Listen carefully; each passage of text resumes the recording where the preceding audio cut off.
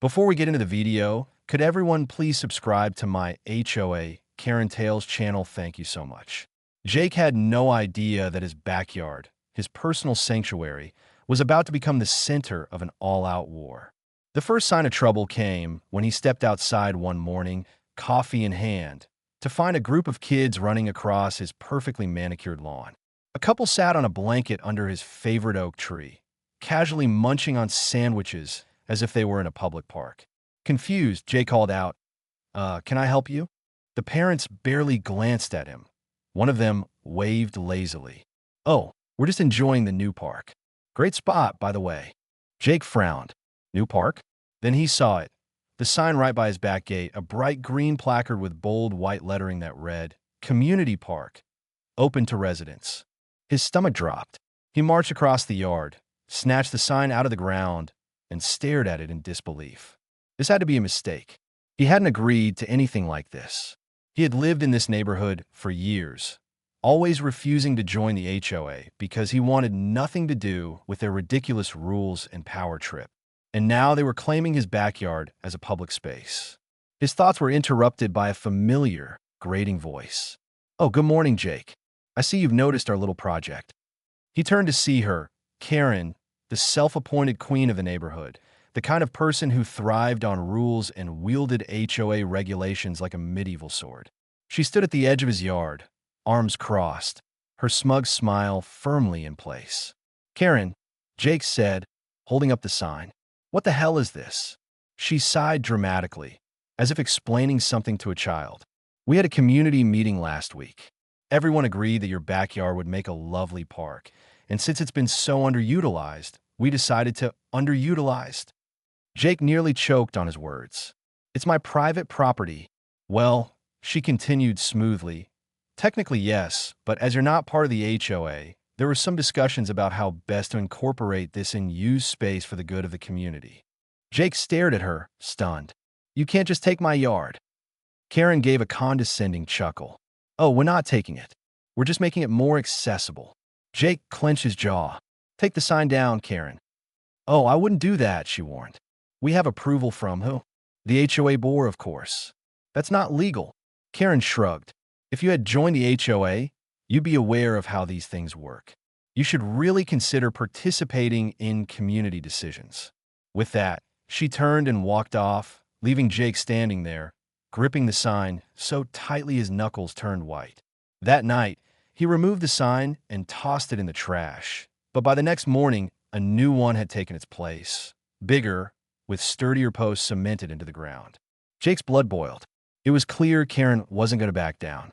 She wasn't just being a nuisance. She was actively trying to claim his land. By the end of the day, things escalated. He came home to find his backyard filled with people, some setting up folding chairs, others playing frisbee. A group of moms was chatting on his patio furniture like they owned the place. Jake stormed toward them. Excuse me, but what the hell do you think you're doing? A woman turned to him with a surprised expression. Oh, Karen said this was community space. No, she's wrong, Jake snapped. This is private property. My property. The woman looked uncomfortable, but before she could respond, Karen reappeared, flanked by two other HOA members. Jake, she said, exasperated, you're being dramatic. Get off my land, he growled. Karen shook her head in mock disappointment. You really should be more neighborly. Jake took a deep breath. He needed to handle this smartly. Fine, he said, forcing a calm voice. If this is all legal, I'd like to see the paperwork. Karen's smile faltered for the briefest second, but she quickly recovered. Oh, it's in the process of being finalized. So you don't actually have approval? It's a formality, she said, waving her hand dismissively. Jake folded his arms. Then you're trespassing. Karen's smug expression slipped just a bit. The people on his patio began packing up. Jake pointed at the gate. Everyone, now grumbling, the crowd dispersed. But as Karen left, she smirked and said, You can't stop progress. That night, Jake did some digging. He read through property laws and zoning regulations. The HOA had no legal right to take his backyard, but there was a loophole. If he didn't use the land, they could argue it was an abandoned space and petition for control. He realized what Karen was trying to do. If she could make it seem like public land and he didn't fight back hard enough, she might actually succeed. Over the next week, the HOA went on the offensive. Passive-aggressive letters started arriving at his door. First, polite requests. Jake, please consider opening your yard to the community. It would mean so much. Then the pressure escalated. As a homeowner, you have a responsibility to contribute to the neighborhood's well-being. And finally, outright threats.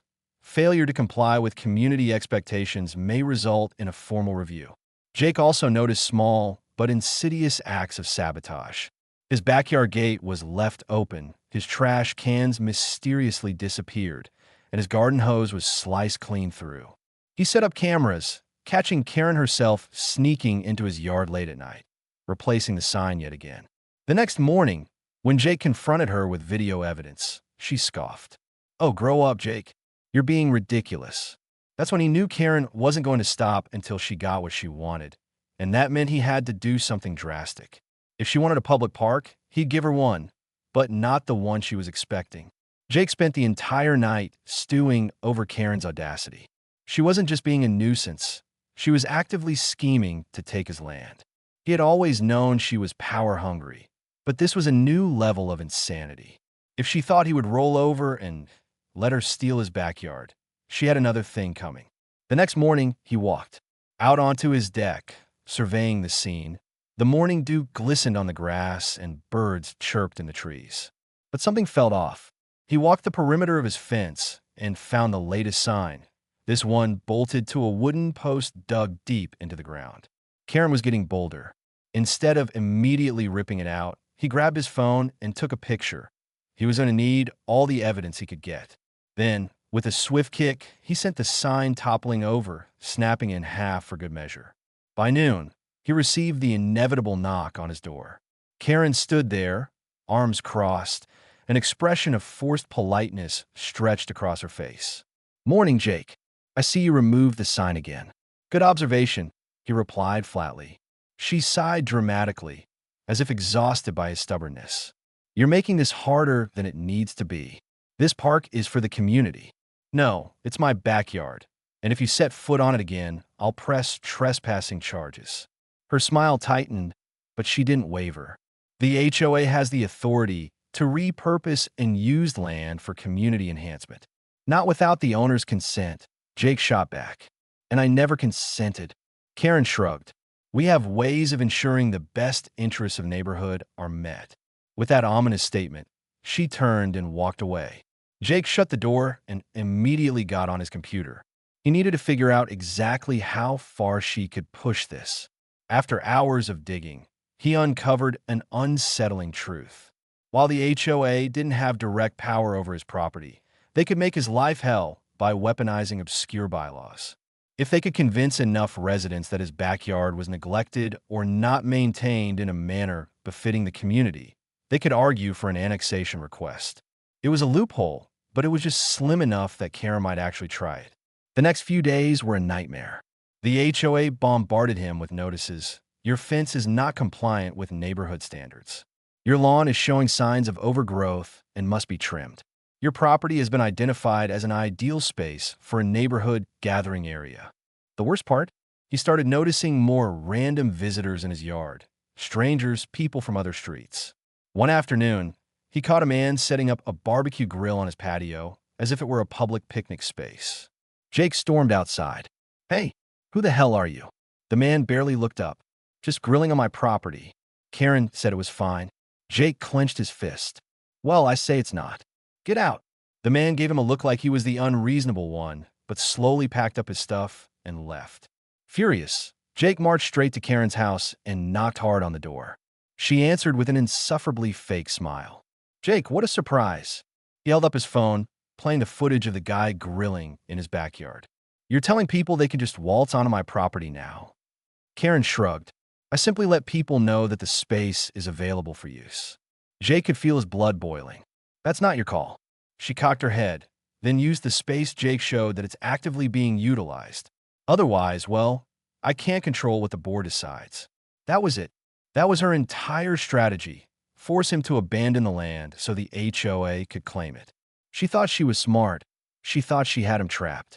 But Jake had other plans. That night, as he sat on his deck staring at his backyard, an idea began forming.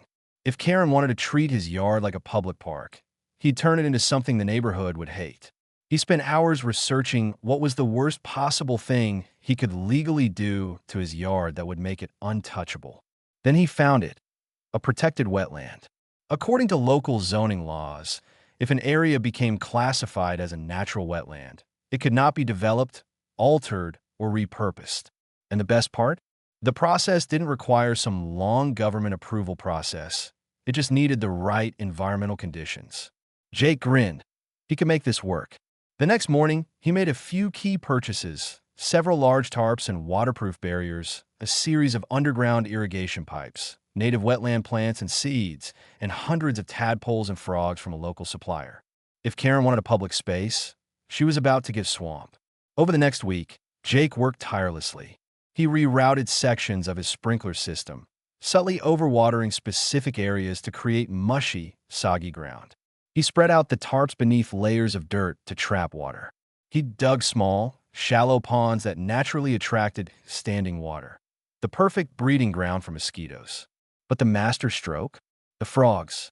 He released dozens of them, knowing they'd multiply fast. Frogs were protected under local wildlife laws.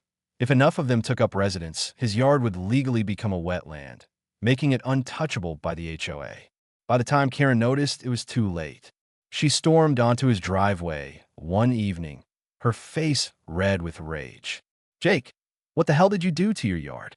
Jake feigned innocence. "Oh, just making some improvements." "It's a disaster," she shrieked. "It's a mosquito-infested swamp." He scratched his chin. "I prefer to call a nature reserve." Karen looked like she was about to explode. "You can't just flood your yard like this." Jake grinned. "Actually, I can, and thanks to the local conservation laws, the HOA can't touch it now." She sputtered, "This is sabotage." He shrugged. "No, this is me making use of my land. You said I wasn't utilizing it right. Well, now I am." Karen opened her mouth, then closed it. She knew she had lost this round, but Jake also knew Karen wouldn't give up so easily, and that meant he had to be ready for her next move. The transformation of Jake's backyard into a swamp was progressing faster than even he had anticipated. The waterlogged ground was now a soggy mess, and the tadpoles had started hatching into small, chirping frogs. Mosquitoes, drawn to the standing water, buzzed in swarms, making the air thick with an incessant hum. As perfect a wetland nightmare that Karen and the HOA would never be able to reclaim. The first real test came when a group of kids, unaware of the changes, tried to run into the yard as they had been doing for weeks. The moment their shoes sank into the muddy terrain, they let out high-pitched yelps, struggling to pull their feet free. One kid managed to extract himself with a sickening squelch, his once white sneakers now covered in thick brown sludge. His mother, who had been standing nearby chatting with another resident, screamed in horror when she saw the mess. Karen arrived moments later, storming up to Jake's front door, rage radiating off her like a heat wave. "You're out of control, Jake," she snapped the moment he opened the door. "This is absolutely unacceptable. The mosquitoes, the smell, your backyard is a disaster." Jake took a slow sip from his coffee, pretending to think. Sounds like nature." She jabbed a finger at him. "This is an act of vandalism against the community." Jake leaned casually against the door frame. "No, Karen, this is land conservation." Her face twisted with disbelief. "You're joking." Jake pulled out his phone and tapped the screen a few times. "Nope, just got off the phone with an environmental consultant. Turns out, with the number of native plants I've introduced and the wildlife that's already settling in, my yard qualifies as a wetland under local zoning regulations." He smiled. "That means the HOA has no jurisdiction over it." Karen's mouth opened and closed like a fish gasping for air. "That can't be right." Jake shrugged. "You can take it up with the county, but I doubt they'll side with you. Conservation is a big deal these days." She stared at him, seething. He could see the gears in her head spinning, trying to figure out how to regain control. But Jake wasn't done yet. "Also, Karen," he said, pretending to remember something, "since it's a wetland now, That means no construction, no landscaping, and no public use. In fact, the HOA could get fined if they try to interfere. She paled. What? Jake said, barely containing his grin. It's now protected land. Karen stood there, stunned. Then, without another word, she turned on her heel and stormed away. It wasn't long before the neighborhood backlash began. The mosquito population exploded, making any outdoor gathering unbearable. The frogs were loud, croaking all night long, their calls echoing across the neighborhood. The smell of stagnant water mixed with rotting plant matter hung thick in the air. Neighbors started complaining loudly. At first, they went to Karen. After all, she had been the one pushing for Jake's yard to become a community space. But when she admitted that the HOA now couldn't touch it, the frustration turned on her. You said this would be a park. One woman yelled at her during an HOA meeting. Now my backyard smells like a swamp. I can't even sit outside anymore. Another resident complained. The mosquitoes are everywhere. My kids have nightmares because of the frogs. A man added. As usual, in complete control of the HOA meetings, Karen looked visibly rattled. We are working on a solution, she said through clenched teeth. What solution? Someone demanded. We can't do anything. It's protected land. That was the moment Jake knew he had won, but Karen wasn't done fighting. A few days later, Jake noticed something strange in his backyard, which had been completely undisturbed for weeks.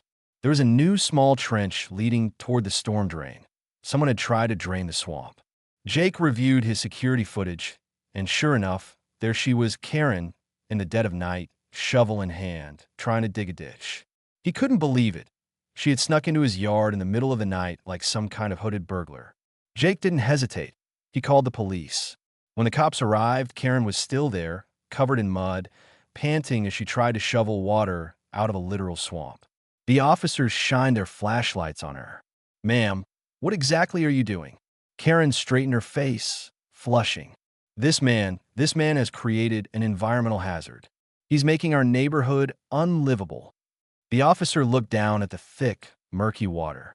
This is private property. It used to be, she snapped. He abandoned it. He let it turn into this. Jake stepped forward, arms crossed. Actually, it's a legally protected wetland, and you, Karen, are trespassing. The officer turned to her. Ma'am, is that true?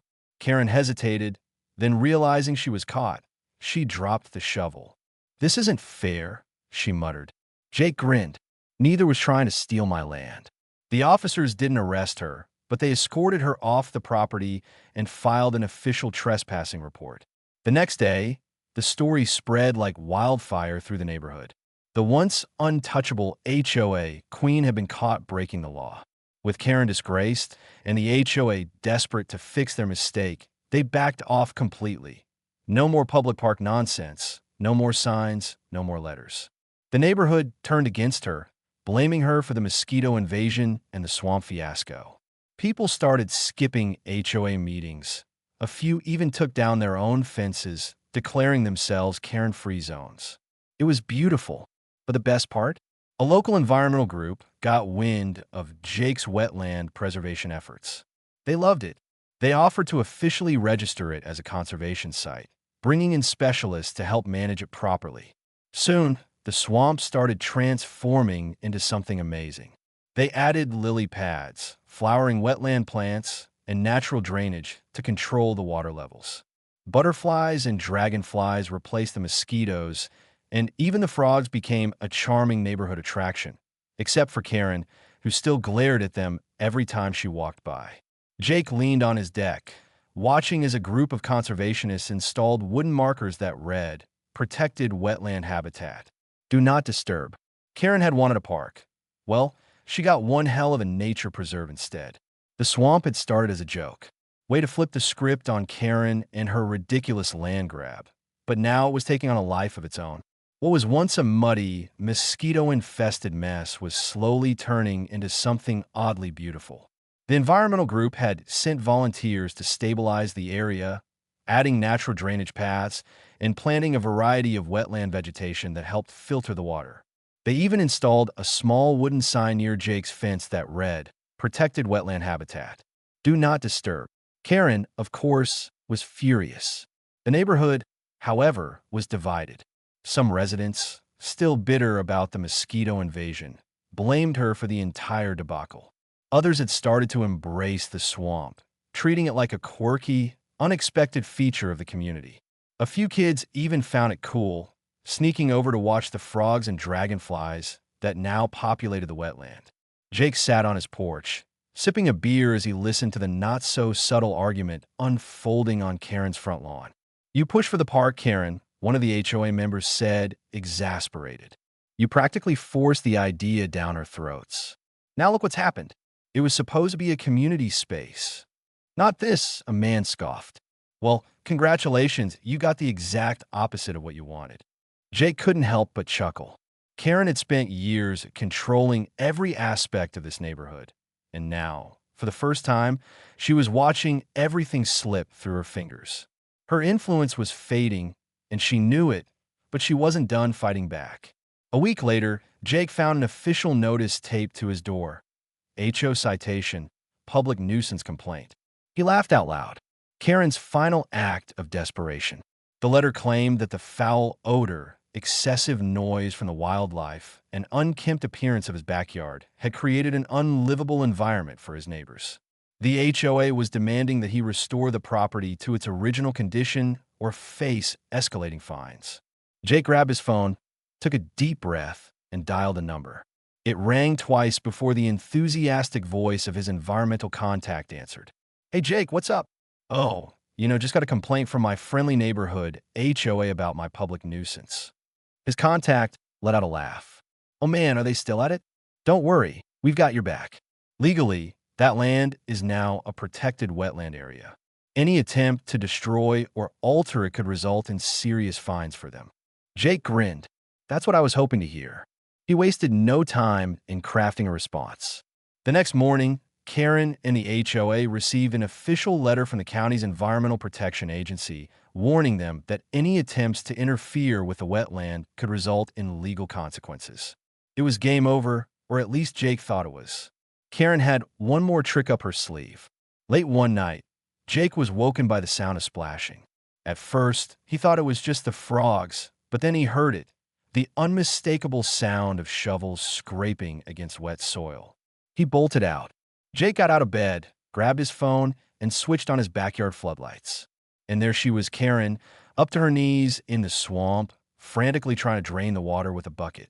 For a few seconds, Jake just stood there in stunned silence, watching as she floundered in the mud, her once pristine yoga pants stained beyond repair. Then she noticed him. "Ew," she shrieked, pointing at him with a mud-covered hand. "You think you've won?" Jake fought back laughter. "Karen, what the hell are you doing?" "I'm fixing your mess," she screeched, splashing water everywhere as she struggled to move. Jake shook his head. "You really don't get it, do you? This isn't just my yard anymore. It's a legally protected wetland. You're the one breaking the law." Karen was too far gone to care. She lunged forward, trying to march through the swamp like a woman on a mission, but her foot sank deep into the mud. She yelped, trying to pull herself free, but the more she struggled, the deeper she sank. Jake held up his phone. "I should probably call someone." Karen froze. "You wouldn't." He shrugged. "I mean, trespassing is trespassing." Her expression twisted into pure rage. "You ruined this neighborhood. You turned it into a damn zoo." Jake smirked. "I thought you wanted a public space." Karen let out a frustrated scream and tried to take another step, only to fall forward, face first, into the swamp. Jake bit his lip, trying and failing not to laugh. Karen slowly sat up, completely drenched in mud and swamp water, strands of hair sticking to her face. Her perfect suburban image was destroyed. That was when the first porch light flicked on, then another and another. Soon, half the neighborhood was standing outside, drawn by the noise. A few people gasped. Someone started laughing. One of the HOA members shook their head. "Jesus, Gotti." Humiliated, Karen stumbled to her feet, fuming in absolute silence. She pushed past the gathering crowd, marching home without another word. Jake leaned on his fence, watching as she disappeared inside. The war was officially over. By morning, the HOA dropped the nuisance complaint. By the end of the week, Karen had resigned as HOA president, and by the end of the month, she moved out of the neighborhood entirely. The HOA, desperate to save face, tried to make amends with Jake. They offered to cooperate with him on future decisions regarding his yard. Jake just grinned. Nah, I think I'll handle my property on my own. They never bothered him again. And as for the swamp, it thrived. Jake made peace with it, enjoying his new status as the accidental protector of a wetland. He even started getting visitors, nature lovers who wanted to observe the frogs, photographers capturing the beauty of the preserved land, and even school groups who used it as a lesson in environmental conservation. One day, as he sat on his deck, he noticed a new sign placed at the entrance to his backyard. Jake's Swamp, a local conservation effort. He laughed. The best revenge is letting nature take over. Jake never thought he'd become the guardian of a swamp, but there he was sitting on his deck watching as a group of environmental volunteers planted more native wetland flowers along the water's edge. The transformation had been surreal. What started as a spite-fueled act of rebellion had turned into a legitimate nature preserve, and people were starting to respect it. While most people, Karen, on the other hand, had vanished from neighborhood affairs entirely after her humiliating midnight swamp incident. She had tried unsuccessfully to repair her reputation. The problem was no one took her seriously anymore. For 4 years, she had ruled the HOA with an iron fist, but after the entire neighborhood witnessed her face planting into a swamp, her authority crumbled. The next HOA meeting was a disaster for her. People openly questioned her leadership, pointing out that she had not only wasted HOA funds, but also created a problem that she then tried to fix by breaking the law. It didn't take long before the pressure became too much. Karen resigned from the HOA board in disgrace. But it didn't stop there. Less than a month later, the for sale sign appeared in front of her house. The neighborhood had turned against her. The people she once controlled with HOA violations and petty fines now avoided her like the plague. Parents still told stories about Karen's great swamp meltdown, and kids made up ghost stories about her muddy retreat. Jake knew she couldn't stand it. She couldn't live in a place where she wasn't in control. One afternoon, he watched from his porch as a moving truck pulled up in front of her house. He saw her standing on the sidewalk, arms crossed, glaring at her former domain. Jake considered letting her leave in peace, but then again, she never let him have peace. So he stood up, stretched, and called out, "Hey, Karen!" She turned slowly, her expression darkening. "What?" Jake grinned. "You never did thank me for your public park." Her eye twitched. For a second, it looked like she wanted to scream at him, to give one final Karen-style rant before disappearing forever. But then she just clenched her jaw, muttered something under her breath, and stormed into her car without another word. As her car disappeared down the street, Jake let out a deep breath. It was over, and he had won the HOA's drastic change of heart. With Karen gone, the HOA scrambled to clean up their reputation. They had lost the respect of the neighborhood, and their influence had been shattered. One of the first things they did was stop messing with Jake. No more letters, no more surprise violations, no more random people trespassing in his backyard. In fact, they even tried to be nice to him. "We'd love to work with you on future projects," the new HOA president told him one day, practically groveling. "Maybe even set up a small informational event about local conservation." Jake just smiled. "Yeah, I think I'll keep handling my property on my own." They got the message. The swamp's unexpected legacy. The biggest surprise of all came a few months later when Jake got an official letter from the county's environmental board. At first, he thought, "Oh great, what now?" But when he opened it, he almost burst out laughing. The county had officially recognized his property as a protected wetland habitat. That meant no construction could ever take place on it. No landscaping companies could be hired to beautify it. And best of all, the HOA had absolutely zero authority over it. Jake had taken the one thing Karen wanted most, control, and buried it in 2 feet of swamp mud. The best part? People actually started to appreciate the swamp. What had once been a petty revenge project had turned into something valuable. Local schools started bringing students on small field trips, using the wetland as an educational opportunity. Photographers showed up to capture the surprising beauty of the ecosystem. especially in the mornings when the mist rose over the water, making the entire area look almost magical. A few of the neighbors even came around, telling Jake that they preferred the swamp over whatever Karen had planned.